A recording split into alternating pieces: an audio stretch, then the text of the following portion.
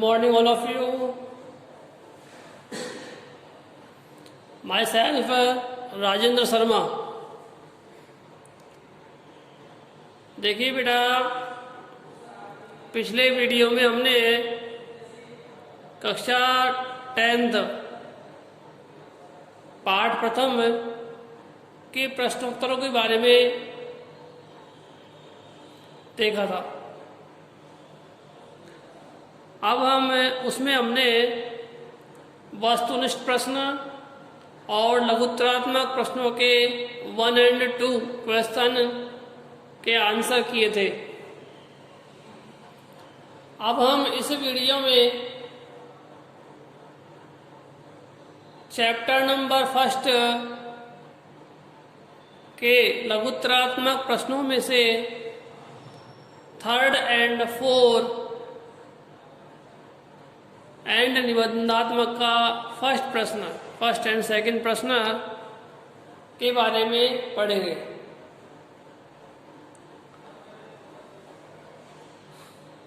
यहाँ पर question number 3 में मानस हंस है इति अस्य किम अर्थद्वयं कर्तुम शक्यते पूछा गया है.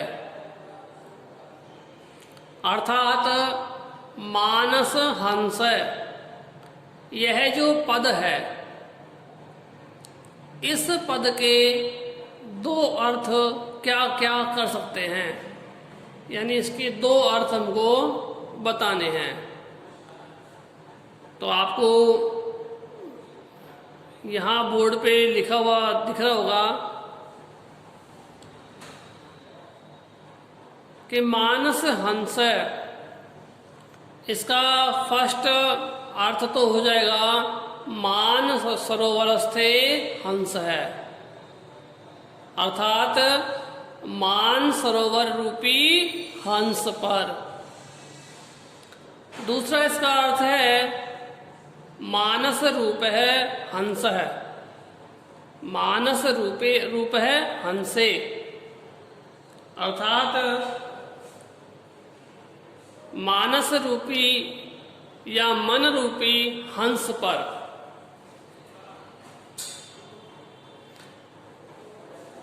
इसका अर्थ आप समझ गए होंगे बच्चों.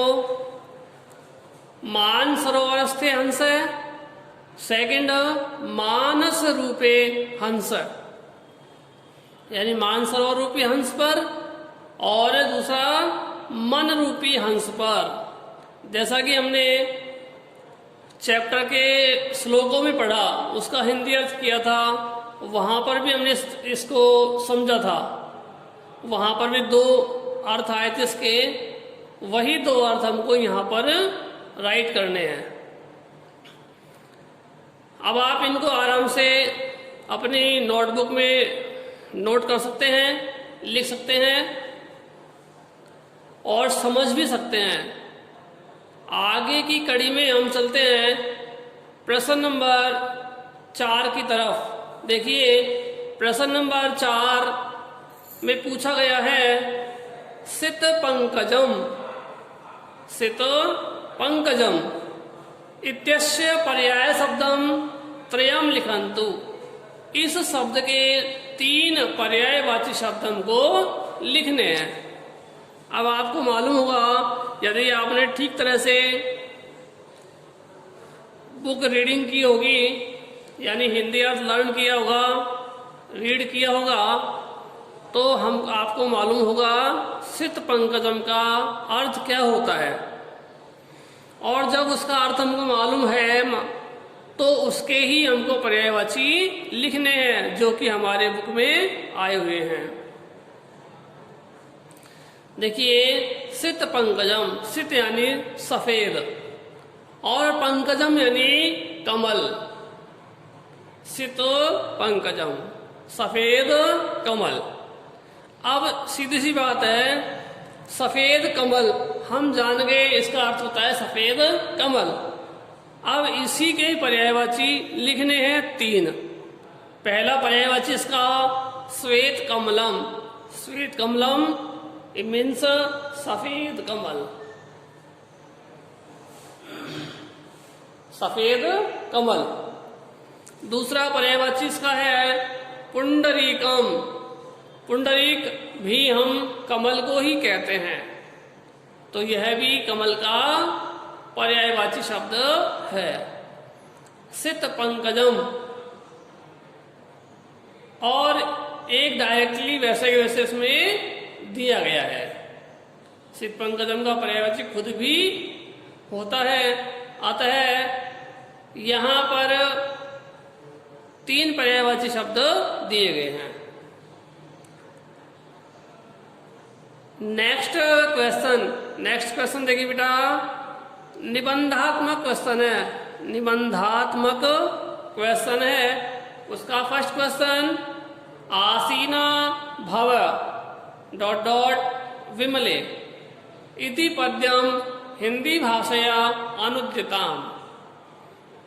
यहाँ कहा गया जो श्लोक नंबर 3 है वह यहाँ दिया गया है, और श्लोक नंबर 3 का हिंदी भाषा में अनुवाद करना है।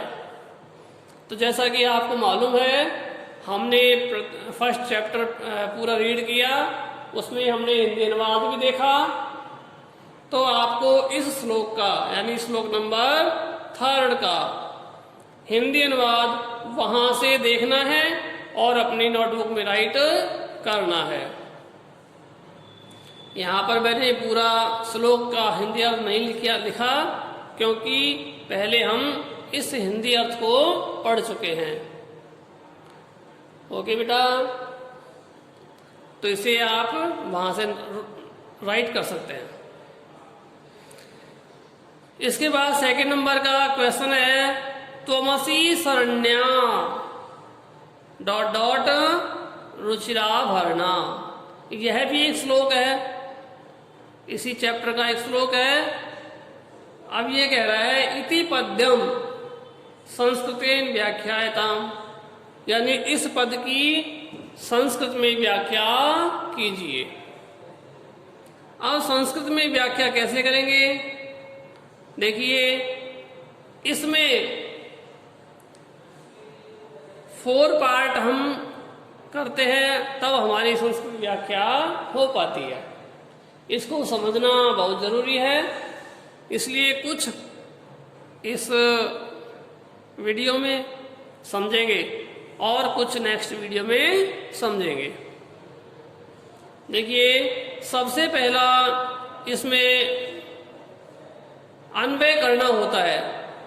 सबसे पहले तो इसमें अन्वय करना होता है, और अन्वय का मतलब होता है श्लोक को सही तरीके से लिखना या सही तरीके से जमाना, क्रमबद्ध तरीके से उसे लिखना अन्वय कहलाता है। जैसा कि आपने 9 में भी पढ़ा होगा, वही अन्वय होता है। इसको सही क्रम में लिखना अन्वय कहलाता है। यहां मैंने अन्वय किया है, हे भगवती, ब्रैकेट में दिया गया हे भगवती। इसके बाद श्लोक को कुछ इस तरह से जमाया गया है, लिखा गया है, त्वम शरण्या त्रिभुवन धन्या सुर मुनि वंदित चरणा नवरस मधुरा कविता मुखरा स्मित रुचिरा भरणा चय असी। देखिए, अब इसके माध्यम से जब हम इस श्लोक का हिंदी अर्थ करेंगे तो हम आराम से इसका हिंदी अर्थ कर सकते हैं। त्वम शरण्या, तुम ही शरण देने वाली हो। त्रिभुवन धन्या, तीनों लोकों में श्रेष्ठ हो। सुर मुनि वंदित चरणा, देवता मुनि आदि द्वारा तुम्हारे चरणों की वंदना की जाती है। नवरस मधुरा, 9 रसों से, श्रृंगार आदि नवरसों से मधुर। कविता मुखरा, कविता के माध्यम से या कविता के कविता के माध्यम से व्यक्त होने वाली। स्मित रुचि, रुचिराभरणा। स्मित रुचि मतलब सुंदर, अच्छी तरह से मुस्कुराहट वाली या मुस्कान देने वाली या मुस्कुराने वाली। रुचिराभरणा 86 और सुंदर सुंदर आभूषण, सुंदर सुंदर आभूषण यानी गहने पहनने वाली हो। हे भगवती सरस्वती, आप ऐसी हो यानी इन गुणों से युक्त हो। इस प्रकार से इसका आसानी से अन्वय करेंगे तो आसानी से इसका हिंदी अर्थ कर सकते हैं। नेक्स्ट वीडियो में बेटा इसके क्वेश्चन नंबर 2 के नेक्स्ट पार्ट पढ़ेंगे, संस्कृत व्याख्या को समझने का प्रयास करेंगे। Thank you all of you, have you nice day.